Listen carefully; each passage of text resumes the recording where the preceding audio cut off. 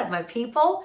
Today we are talking about, am I gaslighting myself? Today we're really diving into, we talk a lot about other people gaslighting us, but we can actually be gaslighting ourselves. And if you're wondering if that's you, give this a listen and a watch, and by the end you will know, but you'll also know what to do about it. So let's dive in.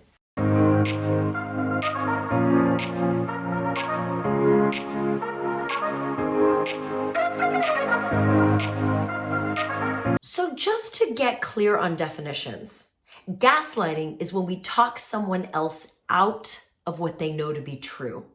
Not because we presented compelling evidence or something like that, but by making them feel crazy, manipulating them into stopping what they know to be real, by stopping what they perceive to be real and replacing it with an alternate version of reality, right? And we usually use the word gaslighting in the context of relationships with other people. When someone is trying to manipulate someone else to do something they don't want to do or to see things a certain way, they will use gaslighting, right? But the actual fact is we can gaslight ourselves. Now, just like anything in life, this exists on a spectrum, right? We gaslight ourselves when we walk into a room, we get that pit in our stomach like something's not right here. But instead of listening to our instinct, we force ourselves to stay in the room because it would be weird if we left, right? Oh, I'm just overreacting. I'm so overly sensitive. Like, why am I like this? Why can't I just be normal like everyone else? Next thing you know, somebody does something and we think, God, why didn't I listen to myself? That's gaslighting yourself. But it can also, that's kind of an extreme example, right? It can also exist when we are, let's say, for example, exhausted. Let's say we're just exhausted. It's been a really long week. We've had a lot of assignments, a lot of chores, a lot of to-dos, and we're exhausted. But we said yes to that dinner party we're supposed to go to. And instead of saying, you know what, I give myself permission because I don't feel well. I feel depleted. I feel run down.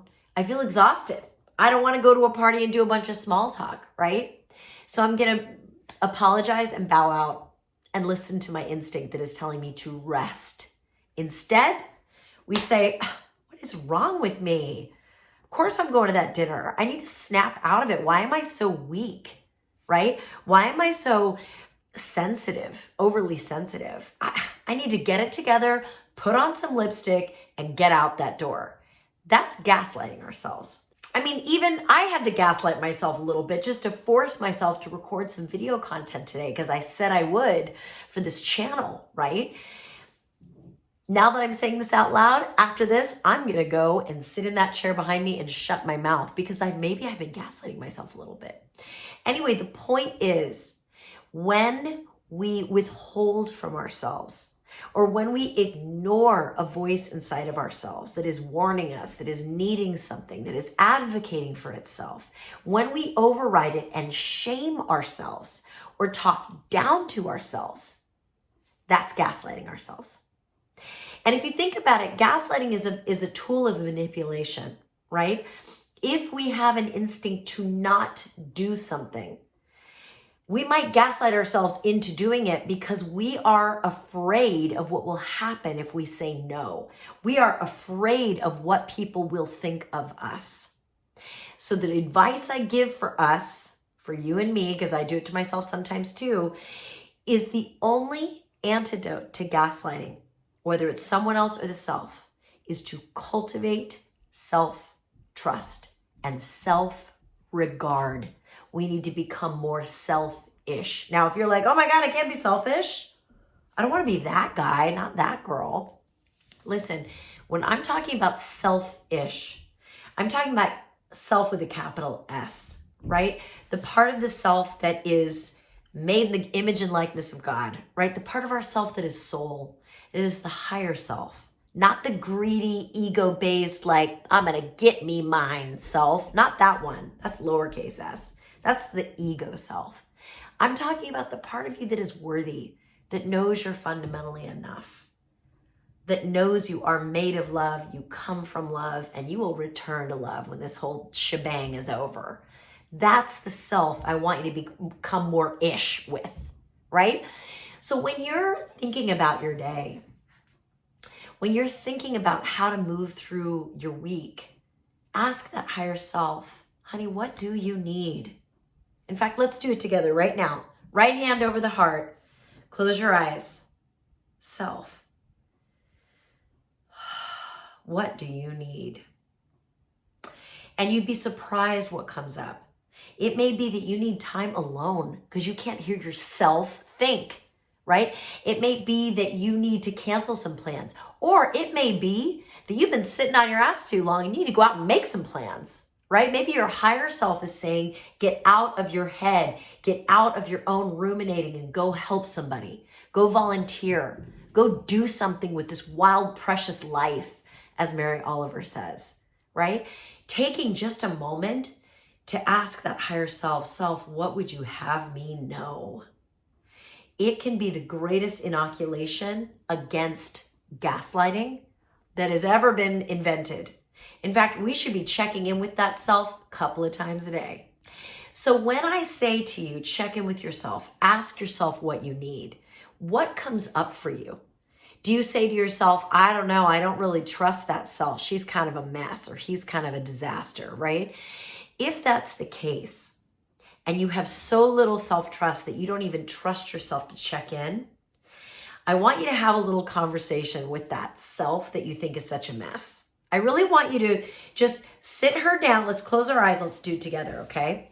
I want you to put your hand over your chest and say, okay, self that is such a messy self, I want to sit down with you, maybe envision what that looks like. Do you have pigtails? Do you have scraggly hair and a beard? Like, who's the self that you're not wanting to trust, okay?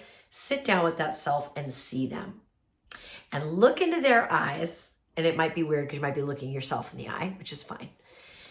Look them in the eye and say, hey, thank you for all that you do for me. Because without you, I wouldn't have survived. The messy self is often the self that protects our hearts. And they don't do it elegantly all the time. And sometimes they're a train wreck, but really they're trying to protect us. I want you to thank that messy self. They did the best they could, and they are a real good time. And we will hang out with them when it's appropriate. But right now, we're checking in with the higher self. So we're going to give that messy disaster self a snack.